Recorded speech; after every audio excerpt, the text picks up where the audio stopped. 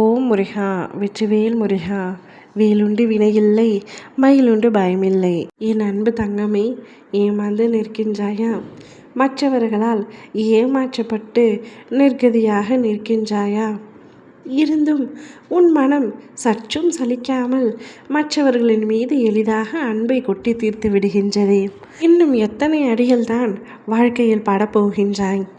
இந்த உலகத்தில் உன்னை சுற்றி இருக்கும் சக மனிதர்களை பற்றி உனக்கு எப்பொழுதுதான் புரிய போகின்றது?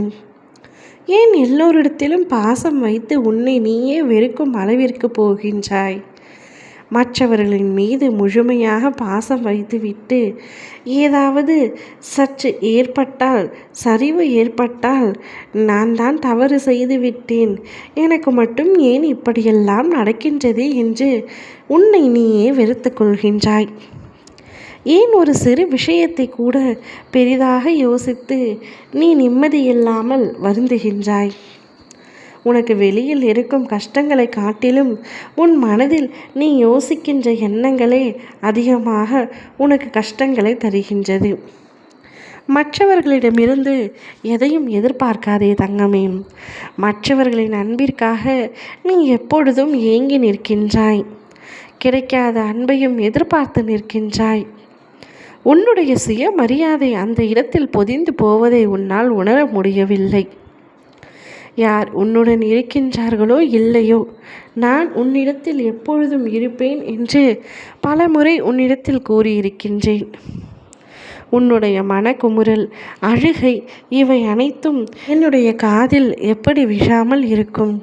என் பிள்ளை மனதில் ஏற்பட்ட கஷ்டங்களை சுமந்து ஒவ்வொரு நாளும் இப்படி கடக்கின்றதை பார்த்து என் கண்களில் தாரையாக கண்ணீர் கொட்டுகின்றது. உனக்கு பக்கபலமாய் நான் இருக்கின்றேன். தர்மத்தின்படி சுய வாழ்க்கை வாழ்வதால் தான் இப்படி நான் துயரங்களை அனுபவிக்கின்றேன், சந்திக்கின்றேன் என்று நீ நினைக்கின்றாய். தங்கமே, நேர்மையாக வாழும் பொழுது சில இன்னல்கள் உன்னை நெருங்கும் தான். முதலில் உன்னுள் இருக்கும் கவலைகளை பிறரிடம் இருந்து சொல்வதை நிறுத்திக்கொள். ஏனென்றால் சிலருக்கு எப்பொழுதும் நீ கஷ்டப்பட்டு கொண்டே இருக்க வேண்டும் என்று உனக்கு கேடு நினைப்பவர்களிடமே சென்று நீ உன் கவலைகளுக்கான ஆறுதல்களை தேடுகின்றாய். அப்பேற்பட்டவர்களோ உனக்கு முன்பு உதட்டளவில் உனக்கு வருத்தம் தெரிவித்து மனதளவில் உன் துயரங்களை கண்டு மகிழ்ச்சி கொள்கின்றனர். உன்மேல் யார் உண்மையான அன்பும் அக்கறையும் கொண்டவர்கள் யார் என்பதை முதலில் நீ புரிந்து கொள்ள வேண்டும்.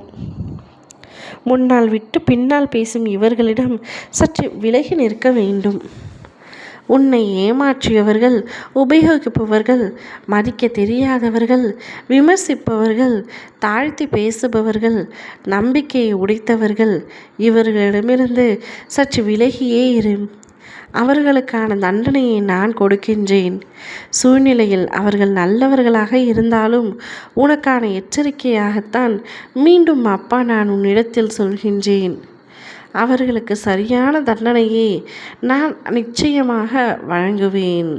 நீ எந்தவித கவலையும் இல்லாமல் நிம்மதியாக இரு. ஓம் முருகா, வெற்றிவேல் முருகா.